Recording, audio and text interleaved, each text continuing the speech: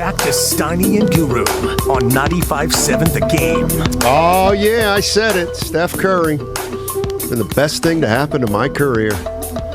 So I guess I owe Brandon Payne a big thank you also. Brandon Payne is Steph Curry's personal trainer, athletic trainer. Been with him for a long time. Brandon, I know you do a few interviews on here. This might be the first time you've done it with myself and Daryl the Guru Johnson, so welcome. Well, I appreciate you guys having me. And he's also the best thing that's happened to Mike. We've got that in common. Nice. Hey, man, how long can he play? Come on now. I think we've still got a ways to go. I'm planning this offseason just as I would have planned one, 5 or 6 years ago. So we're not really, we're not slowing down what we're doing in the offseason.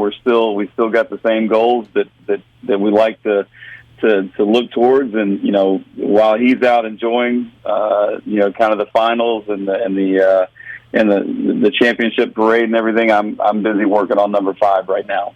Awesome. Brandon, we were out at the facility not too long ago, my partner and I, and we talked to Steph, and I called you Alfred to his Batman, and he liked that. He got a kick out of it. My question to you is, he's 34, not 44, but the fact that you guys together, I imagine, where you saw, okay, hey, you want to add some muscle, you added muscle, but you added muscle to the degree to where it would work. What was the math behind that?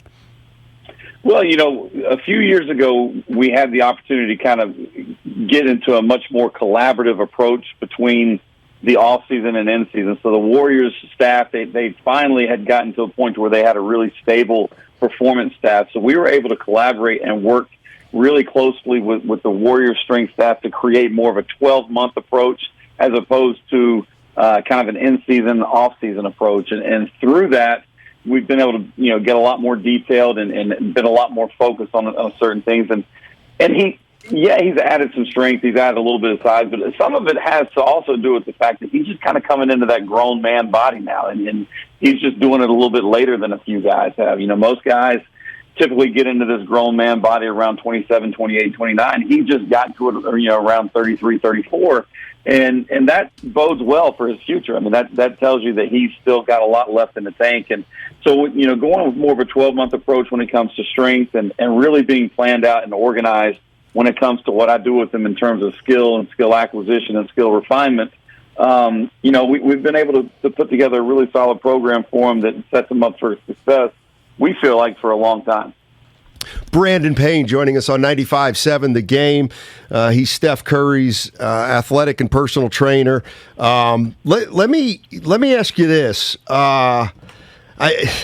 You talk about a 12-month approach, and in a way, I get it. That's why he is who he is. On the other hand, it's like, boy, wouldn't a 12-month approach almost be counteracting what you're doing? And I guess my question is, what's the most amount of time off he takes from? Well, he'll take a significant amount of time off right now. So okay. He'll probably take the next 2-3 weeks, really not do much of anything before the Tahoe golf tournament. Okay. The Tahoe golf tournament kind of signifies the end of his vacation and the time when I start heading out there, and I set up camp pretty much until training camp with him.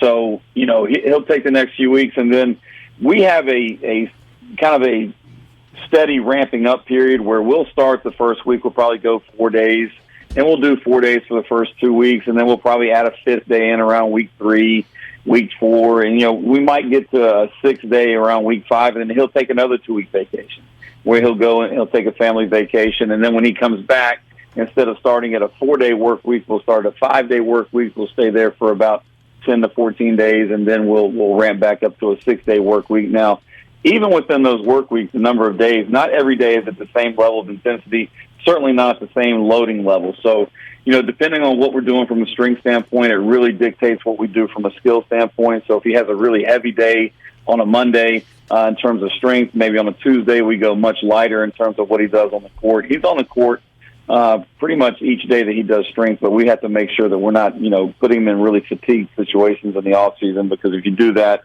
you get to the point of mechanical breakdown if you do too much work. So you got to really monitor the load and make sure that he's in shape enough to get the work done that we need to do to get better.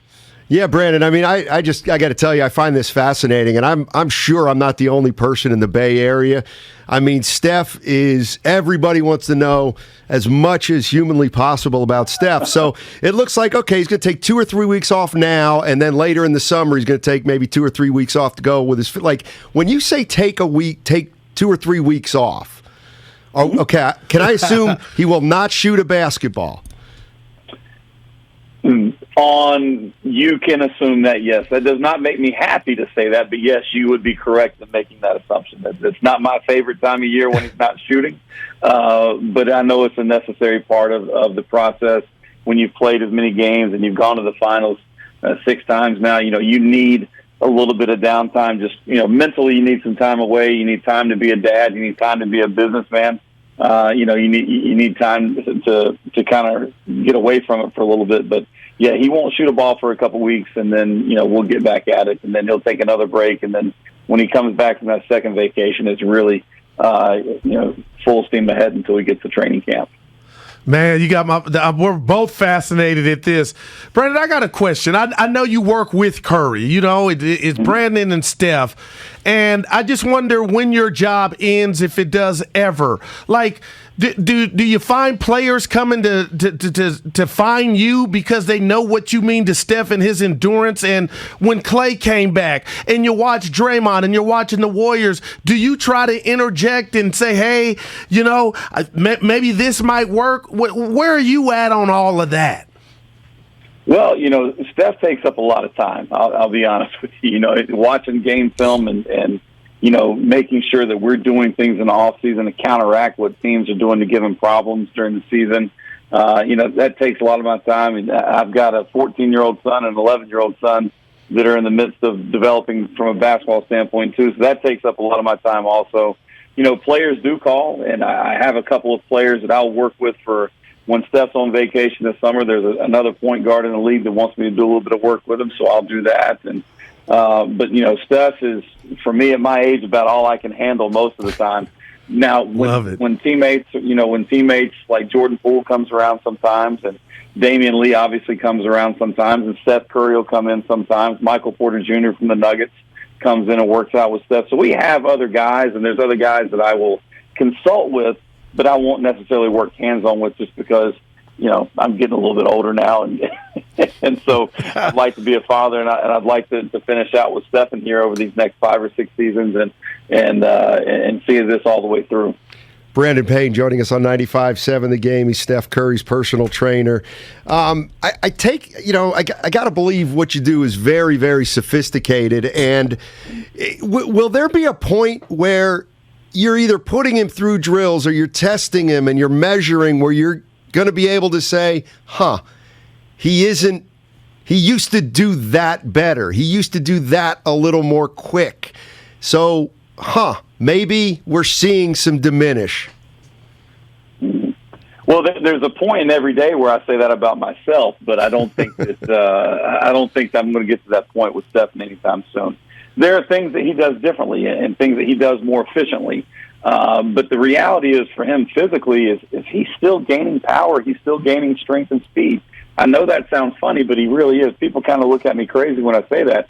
But he's still, moving the barbell with more velocity, and he's, still developing power in his lower body. And so when you're still getting stronger and when you're still getting faster, it allows you to refine and acquire skill more easily, because the reality is we can do skill work all day long. You can shoot. You can do ball handling.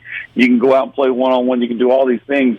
But if you don't have the required strength, speed, and power to execute the skills that you're developing in workouts and games, all that skill work doesn't matter.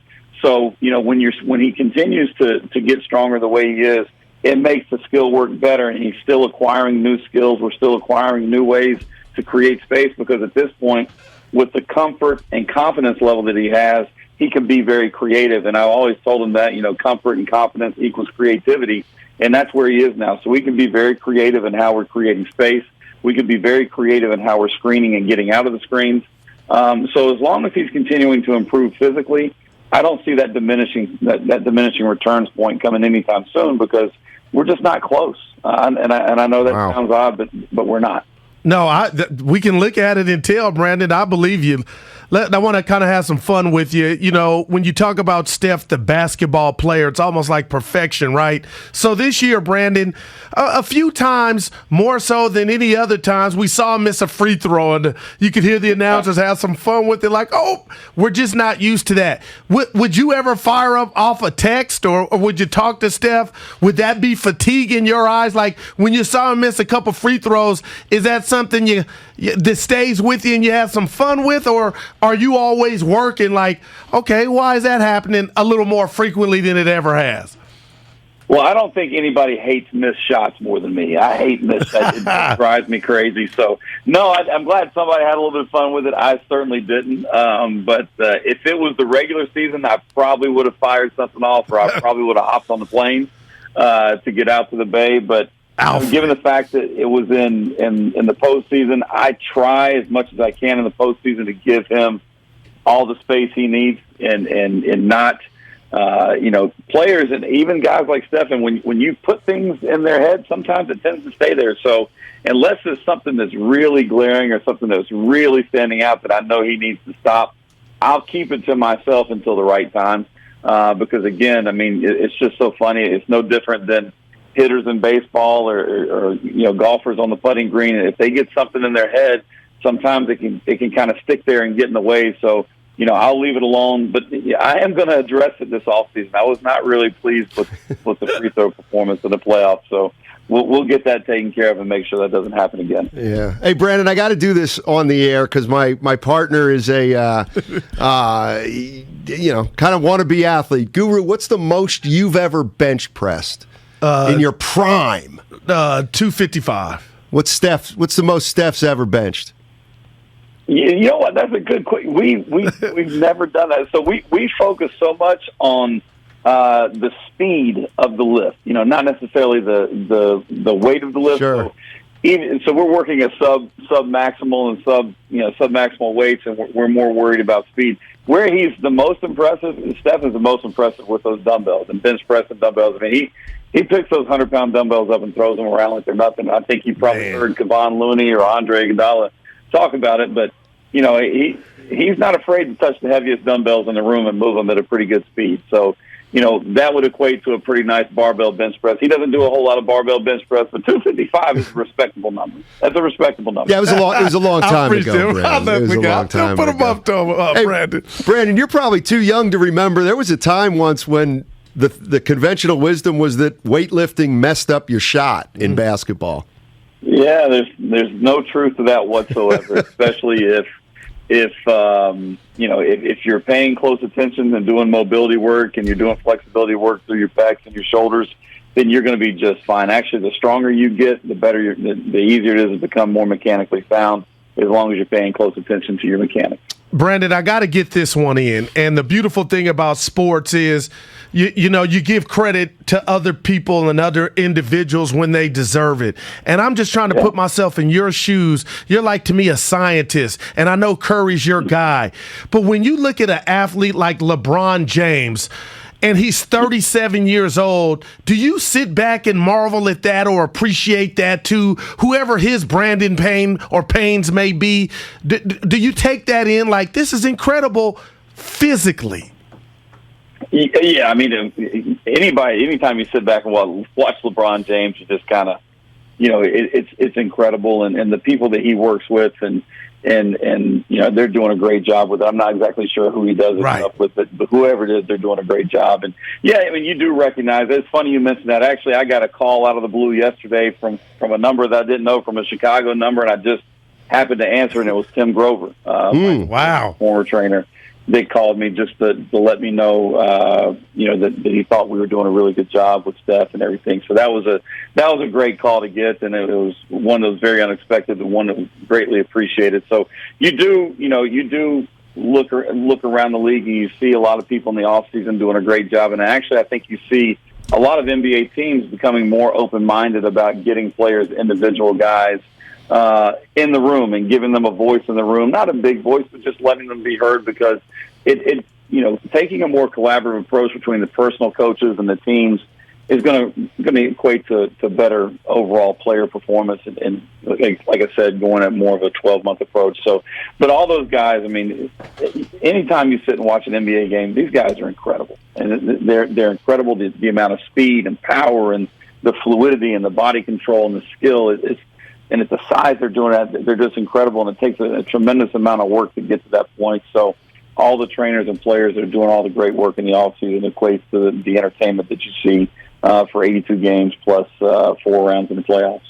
So, like, will he eat a lot of chocolate the next 2 or 3 weeks, like chips and pretzels? Like, does he kind of get off the regimen that way, or he never goes down that road?